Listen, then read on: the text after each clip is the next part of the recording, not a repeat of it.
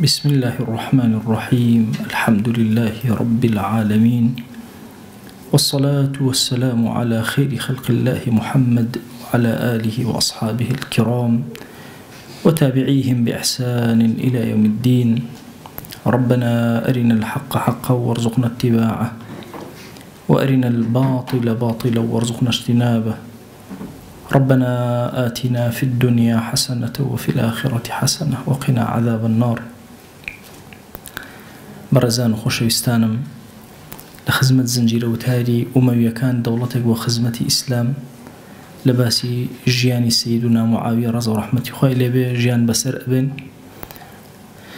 قيشين أويك خليفي مظلوم، خليفي بحياة وبشرم، سيدنا عثمان رضي الله عنه خوي لبي بدسي فتنة شيكان كجرا والشهيد كرا. أمكار زحمتيك بسر جهاني إسلامية هات وفرقة فاسدة كان لناو لجيرة وكاري خواني انطاو كرت ودرقاي فتني زور قوريان بسر أمتي بيغمرها صلى الله عليه وآله وسلم كردوا. أصحاب هل دواي شهيد بوني إمام عثمان إمام عمر ششكسي وقتي خوي دانا ولا شورايا فرموي خليفة لم ششكس أبي لششكسك تنها دوانيان ما إمام علي ما ولقل سعد كري أبي وقاص. سعد كري أبي وقاص لم فتن وشتانه هم يدور كوتبو وهج ولايتك ورنا أجر تنها إمام علي ما بويا مهاجرين وأنصار وكوي دنكهم وكوبنا أفضل ترين وجورة ترين كسي كهليان بجارد بريتي بلا إمام علي رضي الله عنه خويلي. إمام علي كبو خليفة مسلمانان كاريكي زور جورة وشتيكي زور قرس كوت سرشاني لايك أمانيك إمام عثمان يعني شهيد كردوا زور بهيزن زور بتوانان زور دا صلاة دارن خاوني بيجيكي زور بقوة خاوني رخصنيكي زور بقوة كتواني وأنا خليفة بكوجن أو هم ناميان تصوير كردوا كاري زور جورة يعني كردوا لايك أبي أمانة علاجك لايك تريج همو خزم وكسكار تيري بني أمية رازيك بويك قتلي عثمان جاري دسيان بو نبري وانا كإمام عثمان شهيد كردو ليقرن بوقتي يكترو كاتي يكتري أنا صلح كان. أما شمولة بيناوي أويك خوان نرجري كجهاني إسلامي جاري يكتر سقام جير ببيتو فتنة كان كاري خوان كردو ولا كاري خوشان بدوان بون بويا فتني جمل لنيوان دايك من عائشة رضي الله عنها خويلي به للايك وطلحة وزبير للايك لقل إمام علي الرويدا جنجي كان هالقرسان لياو دواتر جان كزوك وتايبي هات نزيكي دومان وك إمام علي خليفة مسلمان دواتر اختلافي كي زور قورا لسر مسألة كشنوي أو كساني كإمام عثمان يعني شهيد كردوا اختلافي كي زور قورا دروز بو قالن كشنوي أو كسانا بس تنها أو چند كسانية كإمام عثمان يعني شهيد كردوا أم چند كسي كي كم بون وكشتني أمانا لبشتوا أو فرقة قورانا هم لبشتوا بون هم يعني بيكا وهاتبون يمج أزانين أجر أهل منطقة كي قورا وكو إمام عمر فرم أهل الصنعاء مشاركا لقتل كسي كهم أهل الصنعاء كجرته ولا السري تصورك أيانزاني هرهميان أكوجينو بويا لم بينوا يكسر هاتنا بنا إمام علي أيانزاني إمام علي نرمتر لقليانا إمام علي جب حكمة وداناتي خوي أيوس آمان الراقري هتا وكو طواو استقامة ورقري كاركاني لم نيوانانا إثر أصحاب شوار رأيان ودروز رأي كان لقل إمام علي أبو قناعتيان أو أبو مادام خليفة مسلمان دام مزرا وهرب الرياربا واجبه وفعلا يجأو هاي أبي همو شوينيك مجموعي دوهميان وتيان بيعد نادن بإمام علي حتى وكو قتل عثمان داد قاينك نيان كوجيته أو كاتا بيعتي في أدن فرقي سيهميان لم دو فرقي هر دور كوتنو نزيكي خلقي جنو كتون السوسيا كوا بيدنقيان ليكرد فرقي شوارميان ككميق لكتابة كان باسيان كردو شون داخل بجنگ كان بون بلام هشتي كان نأكل لدوره وكو حكم واستاون بيانود القراء قراء كان لەم بەروەبەری جەنگەکانەوە ئەوەستان لەکوێ جەنگی ڕووی بدایە سەیریان نەکرد وەکو حەکەم هیچ جوڵە و حەرەکەیشیان نەئەکرد و حەقیشیانەوە بەسەر خوێنێکەوە کە ئەڕێژرێ ئەم چوار فێرقەیە هەر یەکە ئیجتیهادی خۆی بوو هەر یەکە قسەی خۆی هەبوو هەر یەکە فکری خۆی هەبوو هەر یەکە کۆمەڵی فەرمودەی پێغەمبەر صلی الله عليه و آله وسلم بەدەستیەوە بوو دیارە ئەوەی کە با بڵێن قەتەلەی عوسمان داوای خوێنی ئەوانی ئەکرد سەرکردەکەیان بریتی بوو لە معاویە ڕەزا و ڕەحمەتی خوای لێبێ دیار لە ژێر زوخوتاتی زۆری ئەم جەماعەتانە ئیمامی عەلی بڕیاریدا هەر لە سەرەتاوە یەکسەر معاویە لا ببە یەکێکتر بخاتە شوێنی بۆ ئەمە بەستە گەڕا کێبێ ئەهلی شام هەمووی بەگوێکن چکە بەس بەگوێی معاویانەکە ڕەزا و ڕەحمەتی خوای لێبێ بیری کردەوە زۆر عەبدوڵڵای کوڕی عومەر لە هەموویان باشترە عەبدوڵڵای کوڕی عومەر ناردی بە دوایە تەڵەبی لێ کرد کە بێت ئەم کارە گەورە وەربگرێ عەبدوڵڵای کوڕی عومەر فەرمووی أذكرك الله وقرابتي من رسول الله وصحبتي إياه إلا عفيتني أمير إيمان داران داوات لي أكم وبيرت خمو لبر خاتي خوا لبر ويخزم لقل بيغمر صلى الله عليه وسلم تشكا أكاتا يش خزوري بيغمر صلى الله عليه وسلم وخشكي خزاني بيغمر حفصة فرموي بوري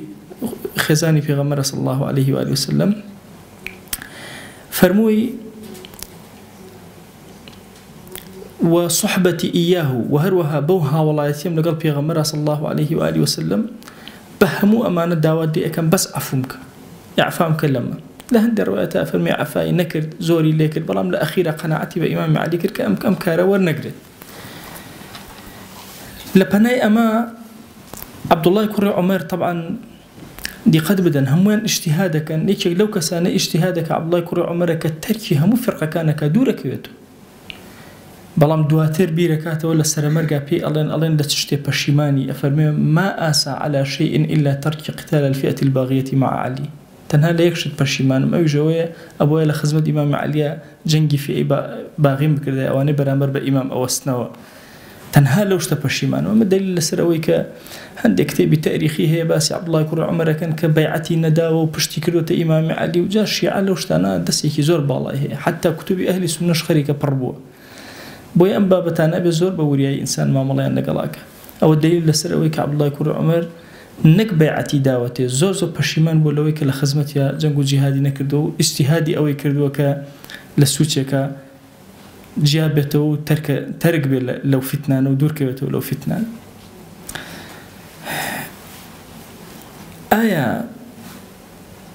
سیدنا معاویە ڕەزا و ڕەحمەتی خوای داوای خلافەتی ئەکرد طبعا كتابكان الشيعة برلوي كمنازعي خلافتي أبدا يك صحابة النية نطلحة الزبير عائشة رضي الله رحمة إخوان لبي نسيدنا معاوية هيج كسق لها والله داوي خلافتي نكر هموش متفقون كأمير إيمان داران إمام علي رضي الله رحمة إخوان لبي ابن حزم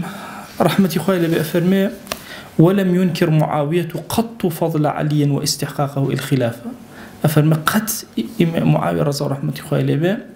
فضل إمام علي لياد نكردو إنكاري نكردو واستحقاق أبو خلافات قد نبوك بلي أو خليفة النية أبدا بلكو أفرمي ولكن اجتهاده أداه إلى ما رأى تقديم أخذ القواد من قتلة عثمان على البيعة اجتهاده كردو لويك داواء أكرد طلبي أو أكرد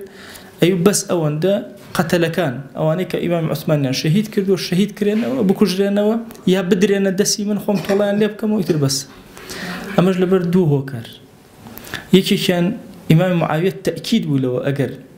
بيتو قتل عثمان نكجن إمام معاوية أكجن يقيني هو لسروا شكل شكل مؤيد كان وخزم كان جزور جوري بابلين سر جوري همو خزم كان إمام عثمان معاوية ورضا رحمة الله والعربي دائما الشيخي جورا وجاهي جورا أو كسر زختي أكو تسر لسروي صلح كا ياوكو بابلان قوت كاتو بران بركان عفوكا ياوكو والله يعني لبسانيتو أبو مسلم خولاني إجارته وأفرمي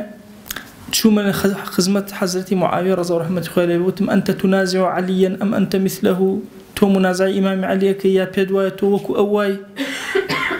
وتلا والله إني لا أعلم أنه أفضل مني نا والله أزالم أو زول من قورة وأحق بالأمر مني أو باشتر أبو خلافة مسلمان لمن ولكن ألستم تعلمون أن عثمان قتل مظلوما أي نازن كإمام عثمان مظلومي شهيد كراوة وأنا ابن عمه من جل ورسايا لباو بابيرا أجينا ويكثر وكو كرمامي أو حساب كريم والطالب بدمه منم كدا وخوانك أكم ديبتشن مو خزمتي فأتوه فقولوا له فليدفع إلي قتلة عثمان بشن بو خزمة إمام علي بيبلن قتل عثمان تسليمك حموشتي كي تسليمك كوتاي بخلافك هنا همو يطاو هموشتي كوتاي بي أفرمكاتك شون خزمة إمام علي إباي كروتي بهيش وازي قبلناكم لإستيا باسي قتل عثمان بكري ديار اجتهادي إمام علي للايك زور قوي لبرو إزاني فتنة أمانية كسدو كزنية بهزارانا حال كيشانيان آسانية لنا أمتي إسلامي لا يكترج عينا مظلومية إمام عثمان سرنجي خلق الرأي كيشو عطفي خلق الرأي كيشو برو ويكا طلب كانوا هاوار كانوا داوي قتل عثمان يكيق لو مشهداني كمعاوية رضا ورحمة خوالي بزور زور بهيس كرد أو بأم حبيبة كخيزاني بيغمر ودايك إيمان دارانا رضي الله تعالى عنها وصلى الله تعالى على رسول الله صلى الله عليه وآله وسلم خبرنا البو بن مالي سيدنا عثمان وفرموي جبو قميصة كإمام عثمان بو بنيرن بخوانا كيو نارديان تنان درشي مباركي كرايان كيشابو بدسيانا وهاتبو أوشيان لقل جلكانا نارد بو أم حبيبة جبل نعماني كوري بشيرة كيك لها والله كان ناردي بو الشام أهل الشام هرهمو كأمان بيني هاواريان لها الصا عطفكي زور قورا قرتني داوایان کرد طلبیان کرد إلا أبي طولي إمام عثمان وربيجري أم شهيد مظلوم وهاي كر أو طواو أهل الشام بيوسكر بمعاوية ورضا رحمة خوالي وطلبك زور جورا لخلق وهوار وبويك أبي إلا قتل عثمان وأنك عثمان شهيد كردوا إلا أبي طولي اللي وربيجري قتل عثمان لو فرق قوته هزان ولنو هزي إمام عليان چەند فەرمایشتێک هەبوون کە دەستیان پێوە گرتبوون طبعا هەر وجهەیەک هەر کۆمەڵەشتی خۆی هەبوو ئەوانەی کە دوور کەوتبوونەوە کۆمەڵە فەرمایشتی پێغەمبەریان صلی الله عليه وآله وسلم کە ئەفەرمێ اعتزل تلك الفرق كلها لە کاتی فتنەیە هەرچی فێرەقەوازی لێ بێنە بچۆ لە شاخێکە دانیشە لە شوێ ئەمەیان گرتووە بەدەستیانەوە جەماعەتی سەیدنا ئیمام عەلی با بڵێن هەموویان ئەوانەیان گرتووە بەدەستەوە کە ئەمیری ئیمانداران و خەلیفەی موسڵمانان و ئەبێ يعني كسيك أجر حبشيج أمريكا بس لا أبي جيبجي كيتو لخدمة يابي أو ينقرتو بدسو جماعتي أهل الشام كومالشتي تري أنقرتو بدسيانو أهل الشام يكميان فرموديكي مري كوري كعب أفرمجاري كان كسيك هدا مشاي بيشراو بس شاي بدرو بيغمري خاص الله عليه وآله وسلم فرموي فتنه كي زور قورة دروسة بي للرجي فتنة كأمبيا ولا سر حق مرة فرموي تشوم ببلد دموشايم كردوا سيركم إمام عثمان رضا ورحمة خوالي هو دليلي أويك إمام عثمان لسر حق أبي خوانا كشي لسر حق وربجيرته روايتي كتير كفرمودي كتير كداك من عائشة إجارته فرموي بيغمري خاص الله عليه وآله وسلم فرموا يا عثمان إن الله عسى أن يلبسك قميصا لو أتشي خواهي قرأ قميص بكاتب بريتو فإن أرادك المنافقون على خلعه فلا تخلعه أقل منافق كان وسيان لبرتو دايكا داينكنها حتى تلقاني حتى بيم أجيتو أم فرما يشتجوا هاي كدو أهل الشام يعني ما دام أو أنا منافق إلا أبي بكجر ما دام لفرموا دي بيغمري صلى الله عليه وسلم هاتو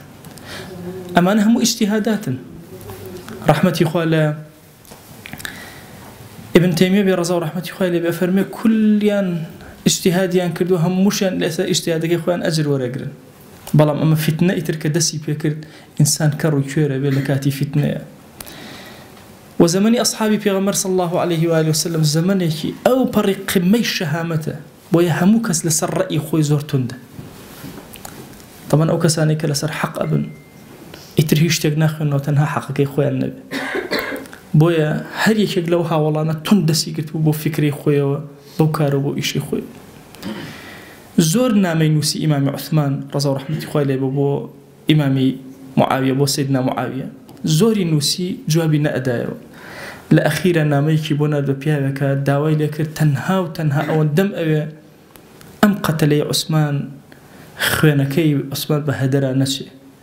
أويش فرمي اللهم إني أبرأ إليك من دم عثمان خوايا من بنا أقرب بتو لخواني عثمان بلا مثل زمنك أو إني أتواني لو كاتا قوديان كاتو طوليان ليبكاتو أو دا أو جماعتي خوارجا لبنا وكاري خوان كردبو وبهزو توكمبون وها كاري كان كردبو كأم كسيك معاوية نال بخريب ولا الرابي كوجن بهزار هلاك الدرس وجيشته والشام كجيشته أمي جرى أبو معاوية يقيني بياكر معاوية كأكوجري أقربته مصالحة لغا الإمام علي أبكى حتى جريري كري عبد الله رضا رحمة خوي لبي قال لها والله برزا كان ولا قرقيساء لبي أميري جوري إمام علي وبيعتي شي داوب إمام علي إمام علي أفرمي كسكتان حل أبجرم أين رم بيش أوي جنجيق لنيوان مسلمان دروز ببي بو أوي بشي مصالحة لقى المسلمان لقى المعاوية رضا رحمة خوي لبي أشتر وتي من بنيرة أشتري كي بقول لك جوركاني خوارج كإمام معاوية بيشتر عبد الرحمن كوري خالد كوري وليد عقلي كردبو أو بو يكي بولاني كأيو توبم كردو وأبارا وأقريا بو بسري فتنة جرير فرمو جرير أنيرم جرير كاتك الروش قصي لقلا كردن قفتو قوي لقلا كردن إمام معاوية باشا همو وجهاي الشام بوكو أكما خد قصي لقلاك وجهاي الشام كوبونا حتى للروايات كافرين إمام معاوية خوينا الرشد تبزان خويا نشير لست شير ريكوت من رأيكم لقلتانا على أهل الشام هرهمويان وتيان بهيش وازي قبلنا كان حتى وكو قتلي عثمان رضا رحمة خوي لبي هرهمويان بيكوا دادقاي نكرين وطوليان لنكريتوا أو كاتا هرهمويان بيكوا هم بيعت أدين بإمام علي رضا رحمة خوي لبي أفرم جريري كوري عبد الله هاتو قرايو أم قصانيها مو جرايو بو إمام علي أفرمج كاتك جرير أم قصاني إجرايو على أشتر بإمام علي ودوتي بيم نوتي أمام منيرة أما نازاني والله أقل من البنار دايا حمويا ضد اللي كان جواب أدانا ونم إهج مجال من أدان وكوبنا وقصكن وسركن بيك جرير جوتي وتي نقبت والله أقل توب شيتا يكيكي لقتلي عثمان تويان لي كم جارة أكشتوان وقتلي عثمان يعني دسيها ولا كشتني إمام عثمان وتي والله أي أمير إيمان داران أجر باجتهادي من بكي أم كسوها وينكاني أديت دسي من همويان حبسكم حتى أكو أمر أمتي إسلامي هموي زندو أبتو الصاغبتو والركبتو لبرو جرير زور دليشكا مجلسكي بجيهشتو دواترش كومالا نام أكيوتا بينيان ويكا لو قائدانك بيواندي أكابا سيدنا معاوية ورضا رحمة خوالي إتر اختلاف لبين أصحاب دروز بو ورده بوني جنگ كان دسي بيكردبو جنگي جمل لنيوان دايك من عائشة رضا ورحمة خوالي لبي لقل طلحة وزبير وإمام علي الروي دابو همو اختلافا كانت كو كرداتو كومالا يشتي بچوك بو بلام هيج كسيق لرأى كان ونأها التنازل كابو أويتر بويا ورده دسي فتنج لجير وفتنة كاني أجولان خلافي قورتر أكل لبيني أصحابا حتى وكو ورده برو بوني خوين وبوني كشتن أروشت وبوني جنگ أروشت إمام النووي رضا رحمة خوي لبي أفرمي أم قضايا وأم كشاني كدروس أبو همويان كومالي اشتي مشتبهن همويان كومالي اشتاني كن كدقيقي صريح وصحيحان لسنهاتو اجتهاديان كردوا اختلاف لاجتهاديان دروز بوا إمام النووي أفرمي سي قسمتي زور قوريان لدروز بوا قسمتي قوازيان هنا قسمتي هاتن بيعتيان داب إمام علي قسمتي كش هاتن وتيان هل قرانا ولا إمام علي وبرابري وستانا يعني كومالا لفتنا كدور كوتنا وكومالا لقال إمام علي كومالا بيتشواني إمام علي أفرمي همو أمانش بيكوا همو ين لحيريكي زور قوراب ونين أزاني آية بحقيقة خويا لسر حقا يا لسر حقلين بلام اجتهادك كردو أنا بدوا اجتهادك أنا أرون وهموش ين أجر ور أجرن لسر اجتهادك ين همو ين ما في خويا ور أجرن لسر اجتهادك ين ديارة جنگی صفین یەکێکە لەو جنگانەی کە سێ ڕۆژ و شەوێکی خایاندووە بە کۆی گشتی عولەما کۆیان کردووە 30 ساعاتی خایاندووە بەڵام کافران زۆر فویان کردووە بەم مەسەلە زۆر گەورەیان کردووە تەسەوورکەن لە هەندێک کتێبە هاتووە حتا محققێکی وەکو ئیبن القەیم ڕەضا ڕەحمەتوڵڵی عەلەیهی وەڵا 70000 کەس کوژرا لەو جەنگە كاتێکە سیر ئەەکەی هەموو ئەوانەی کە بەشداریان کردووە لە جەنگەکە 90000 کەس یەکێ 70000 کوژرا یعنی ئێستا ئێمە لەم واقعە ئێمە بەم هەموو ئاگر و ئاسن و ئەوانەوە لە 100 ڕۆژە 70000 کەس ناکوژرا ئێستا بە شیر و تیرە چۆن 70000 کوژرا بۆیە عەدەدەکە مبالغەیەکی زۆر گەورەی تیا کراوە لایەک مستەشریقەکان زۆر تەسیریان هەبووە هاتوون ئیشیان کردو لەسەر ئەو لایەنە لایەک شیعە زۆر ئیشی کردو لەسەر ئەو لایەنە کە زۆر تەزەخومی ئەم کارانە بکە بۆی ئەو فیتنەی خوێنە لەناو ئومەتی ئیسلامیە کۆتایی پێنەی و هەر بەردەوام بێ ئەحداثەکان و جەنگەکان شێوازی ڕۆیشتن بۆ یەکتر کەیفیەتەکانیان تەجهیزی جێشەکان هەمووی تەفسیلاتی هەیە تەنها ئەم شەو ئەمەوەیەکێک لەو مەسەلانە باسکەم لە خزمەتانە کە ئیمامی عەلی ڕەزا و ڕەحمەتی خوای لێبێ یەکێک لەو شتانەی کە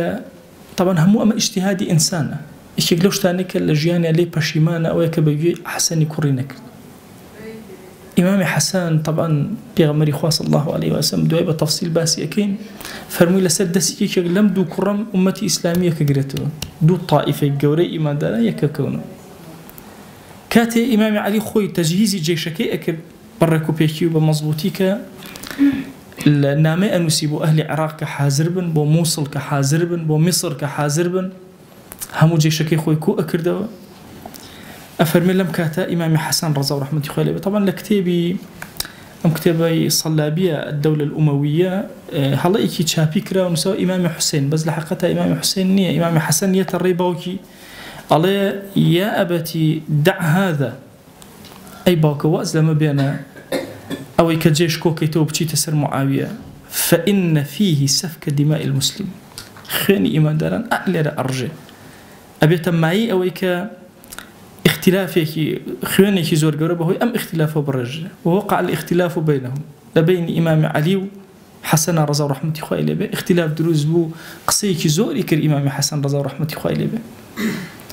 لدواء أوك إمام علي رضا ورحمة الله عليه قبولي أو نكرت وبالريال ذاك بتشد إلا ببعتهم بيورقري طبعا ما حسمية إمام علي أجاني أمير حقيقة أبي واب نابێ مەجای هیچ کەسێک بداتەوە کە لەژێر بازنە و دائیرەکەی ئەمە جۆرێک لە حرەکە و تەحەڕوکات هەیە بە مخالەفەی کارەکەی ئەم بۆیە ئەفەرمێ زۆر هەوڵیدا لەگەڵ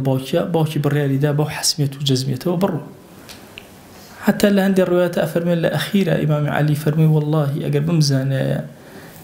بەرەو ئەم ئاقارە ئەڕۆین کە ئێستا تێکەوتوین وەڵڵاهی قەت دەرنەئەچووم لەناو مەدینە قەت مەدینە بەجێ نەئێهێشت بە هیچ شێوازێک كي بيعتي أدابي كي نايدان ليدا حتى خوي قرر خوي درجة كان خيري أكردو بهمان تشن يعني أما أجر دو طرف سيركن أجر طرفي سيدنا علي سيركن باش أجر هندي للتنازلات بكرة هندي لوانيك قتل عثمان مثلا بجيرانا حبس كرانا بكجرانا خفتنا كدروسنا لا يكتروا أجر سيدنا معاوية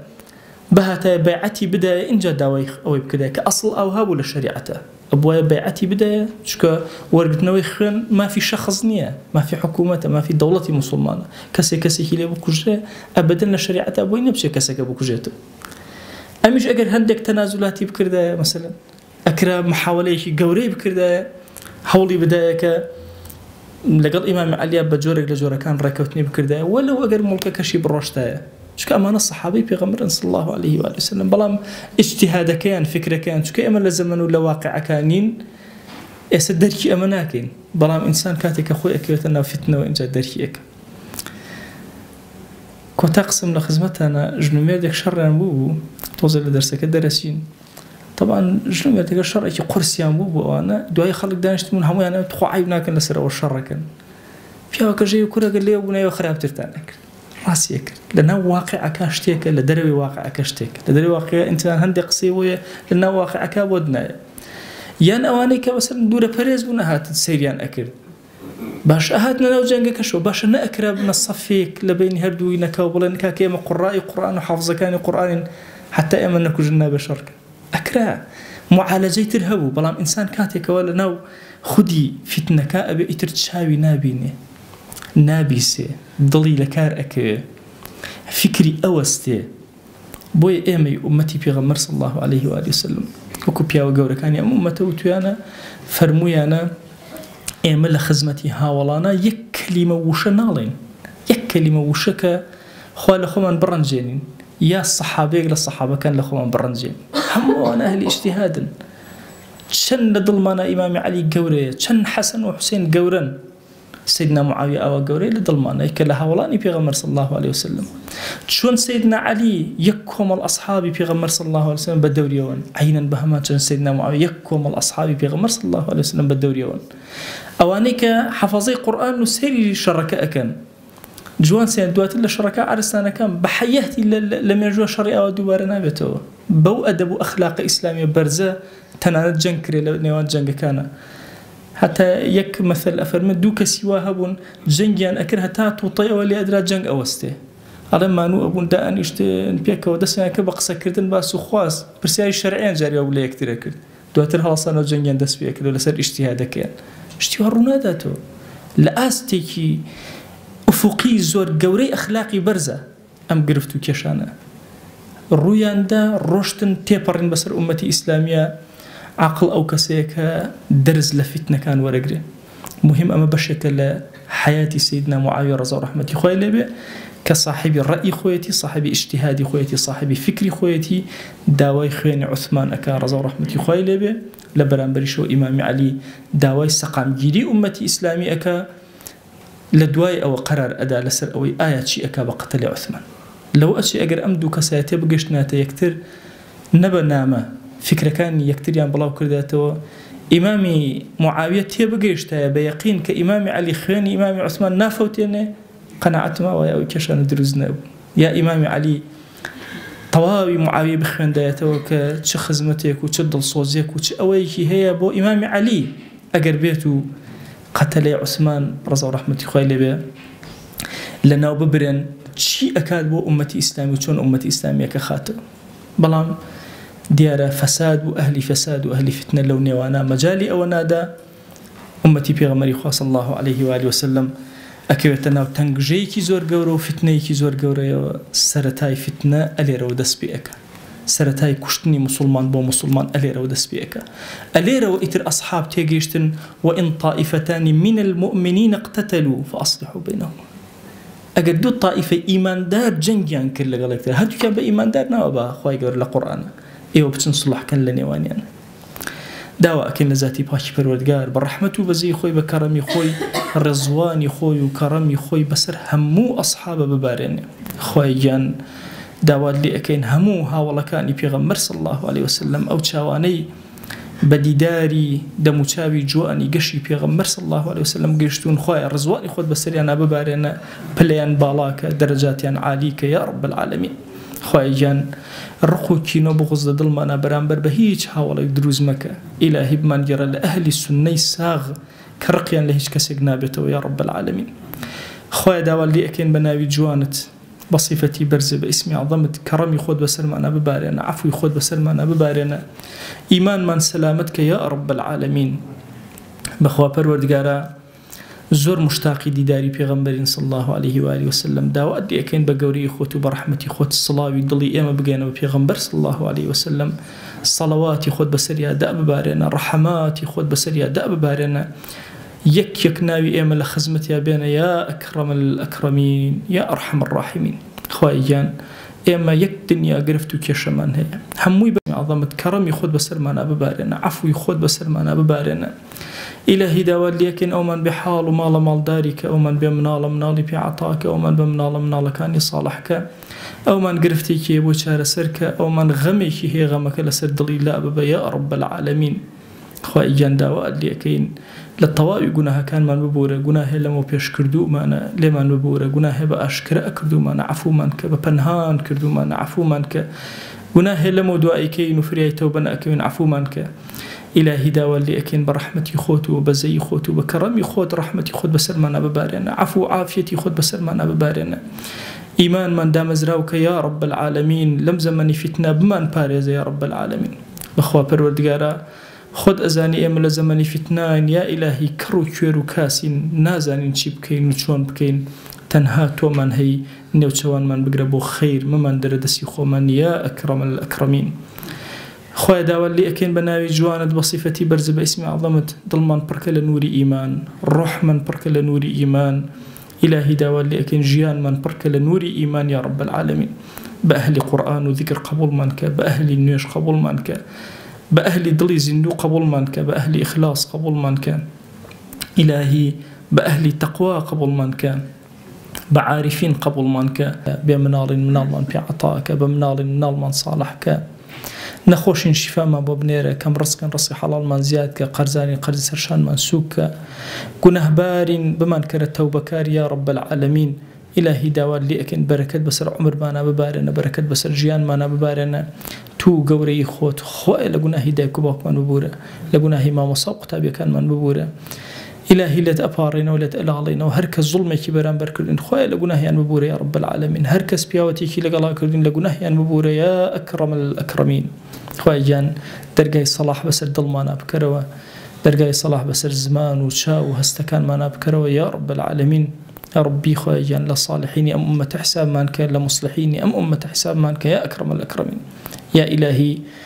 داود لي أكين برحمته بزي خوت ضل كان من آرامك خويا، ضل كان من آرامك خويا آسودي بخرنا وضلمانا. يا إلهي أم زمني فتنة يا رب العالمين، ضل كان من بريشان بوهانا من بولايته هنا وضل من آرامك ويا أكرم الأكرمين. يا ربي خويا جان أو هرهم من شون لراكوبين أو لخزمتي هاولان وبيغمر صلى الله عليه وسلم لبهشتكي خوتا كومان كروا. آمين آمين والحمد لله رب العالمين، وصلى الله على سيدنا محمد وعلى آله وصحبه وسلم تسليما كثيرا أبدا إلى يوم الدين. خوي قر لقناهي من الشيء وجبوري وخالي من قبل كما فقدني يا رب.